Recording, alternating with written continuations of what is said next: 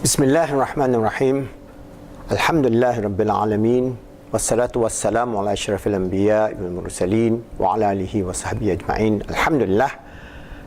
We are still on this idea of how to create a productive ummah at 4 levels of our existence. That means I have explained to you how we have the 4 stages of our life in this world, and this is the framework of the model in which we are talking about the 6P, G and L, of have the 6P of purpose and meaning in life, presence in our life and presence of Allah, positive psychology, the 3rd P, the 4th P is physical energy and wellness. We talk about productivity, of how at individual, family and ummatic level we can be a productive ummah in the 21st century, and then we'll talk about personal development in terms of persuasion, intercommunication skills, and then the G is the idea of this life is not just take, but the idea of this life is giving, a life of giving knowledge, giving your wealth, and sacrificing for the good of all of us. And then this giving must be based on love, because Islam is a religion of love, not a religion of oppression, not a religion of revenge. And then we will be total achievers at the individual level, family level, ummatic level, and inshallah in the 21st century we rise up again. So there are some challenges. Definitely when we talk about productivity, I have given you many ideas and many tips.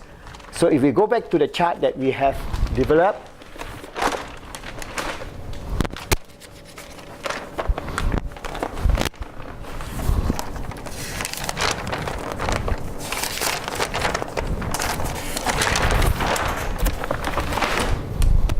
I have explained to you the 4 stages of productive life planning. And I've explained to you that the first stage of this planning is where we want to groom our children to become the Caliph of Allah, where we bring them to the understanding of the 3 basic values of becoming a Caliph of Allah: striving to make themselves good, helping others to be good, and making the world good. That means when they say striving themselves to make them good, that means they're striving themselves to make in terms of their adab, in terms of their character, in terms of their knowledge, in terms of their love of learning, in terms of their capacity to give, to achieve, in terms of success planning for their life. And so all these very basic things, but in a very simple, children-like manner, where they can understand and infuse them in the both conscious and subconscious mind at the 4 levels of their existence, at the spiritual, emotional, mental and physical self. Then we'll groom them to become wonderful human beings. Then inshallah, these are the people who is going to contribute to the ummah from the age of 13 to 25. Alright? So from the age of 13 to 25, this is a very tumultuous period where there is hormonal change and there's a lot of challenges in terms of success and failure in life, success and failure in relationship, success and failure in many things, where you are faced with a lot of the challenges in terms of the modern world, in terms of addiction, pornography, waste of time, obscenity, high level of dependency on gadgets and so on. So many things that we'll take one whole book to explain to this. But this is the most crucial period. And then we go to the 3rd stage of 26 to 55 years, because now I am facing a lot of young people who have no hope. Alright? Young Muslims, graduates who are jobless. And I have many of them. And as I go along, I met, for example, we have a Pakistani brother who is a graduate working as a security guard in Malaysia. And what does he say? No use, I get my degree. I come to Malaysia, I got no job in Pakistan. And what do you think of Pakistan? He says, I don't think so. Pakistan can ever rise for the next 100 years. I have no hope. So you can see that there is a very great sense of hopelessness among this group, and there's a lot of them. Whether you ask, I've met brothers from Egypt having the same situation, having master's degree, roaming around the world trying to get a job, because there's no job in Egypt for graduates.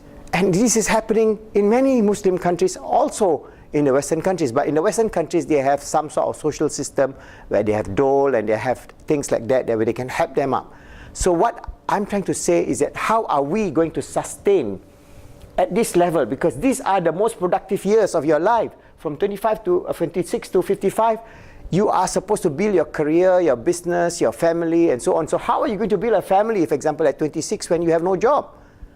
How are you going to express your sexual needs, for example, very frankly, without being able to bring a family, without being able to feed them?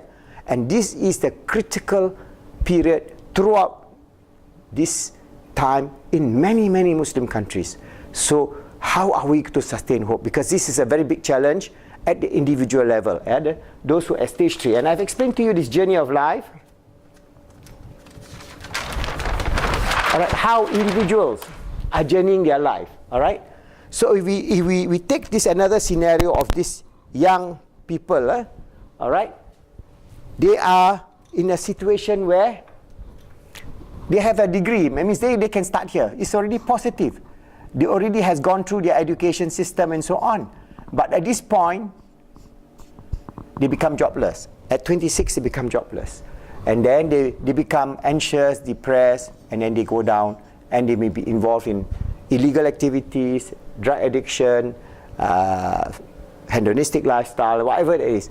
And they want to rise. They know. They want to go up. But there is no way. There seems to have no way. So it is important for us to open an avenue for these millions and millions and millions of young, potentially educated Muslimin and Muslimat, whom, if we groom them well, can contribute to the development of the Ummah in the 21st century.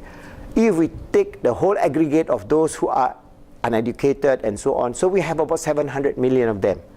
So how are we going to sustain hope for them?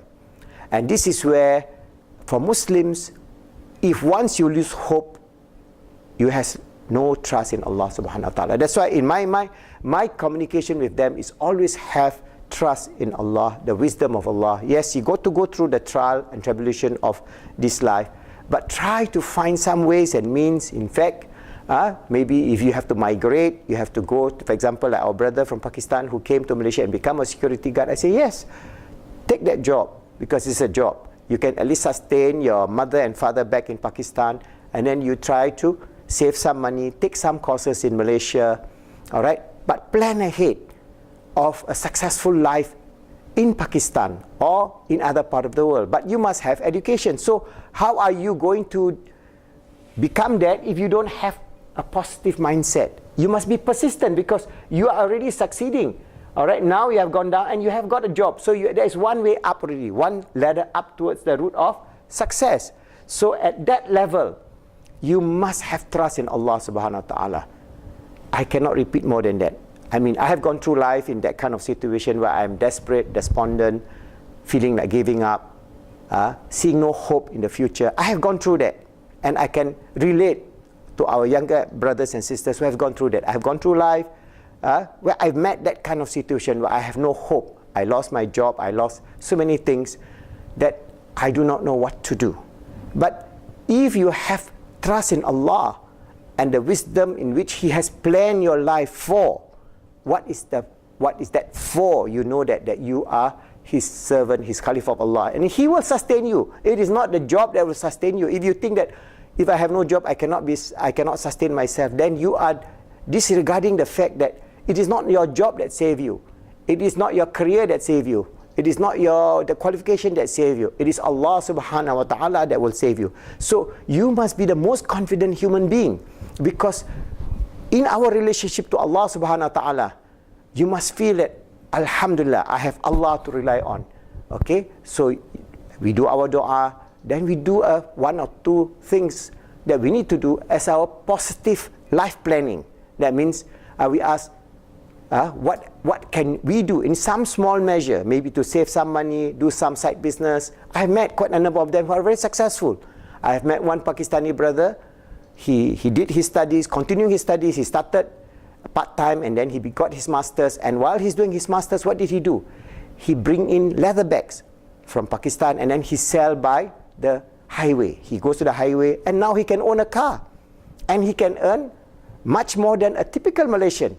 Apart from his studies in the university, which he can self-sponsor himself, he just take the bag in the night when there is no people there, but there are travelers traveling over who are tired. They just put his bag, and then he sells, and he can make 3,000-4,000 ringgit a month, which is sufficient for him to live, to send back some money back to Pakistan, and then able to pay, sustain his life here, and able to create a business which he hoped to make it legal. Now he's just doing dabbling, but he can then apply to register a business and then have a directorship pass, and then he can grow that business and then expand that business in Pakistan or anywhere else in the world. So there are successful models, those who are resourceful, those who are entrepreneurial, those who have this positive mindset. Because remember, the moment you give up, you near kufur. That's why Rasulullah SAW tells us, if you become poor and you give up on Allah, it is nearing kufur.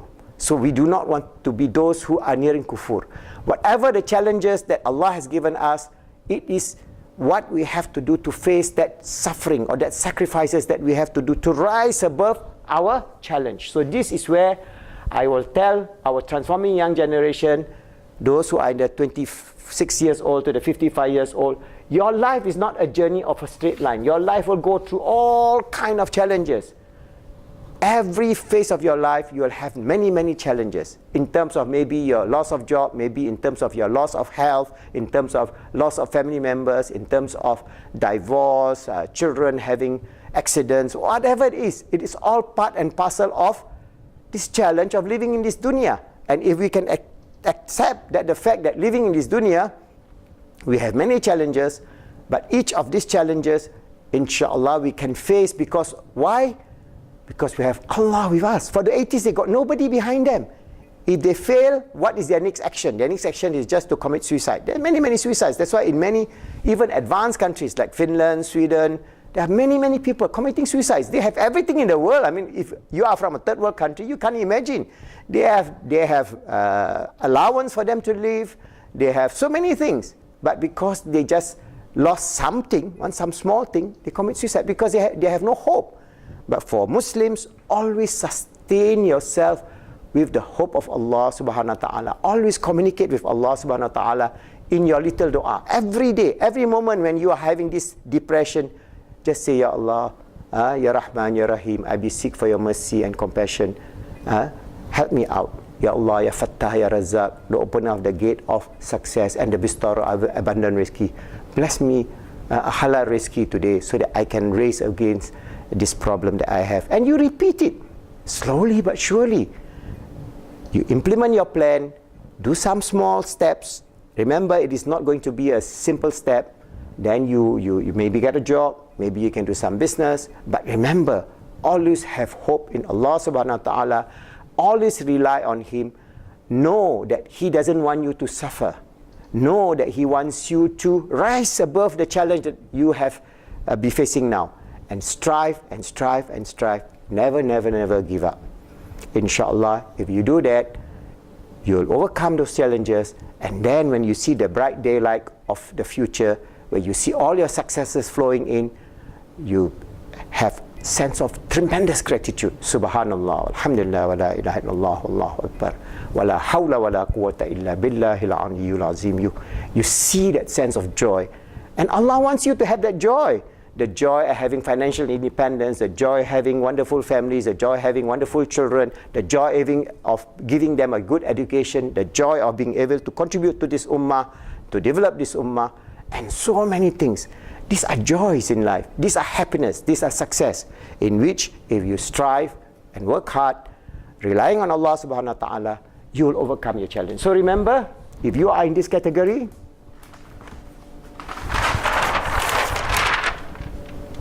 try to do something positive, do a life planning, have your vision and mission, because if you have no vision in life, you will perish. So it is important that we as Muslims must be the most self-confident people in the world, because Allah is with us. When Allah is with us, all challenges, remember, all challenges can be overcome with His divine grace, mercy and love, inshallah.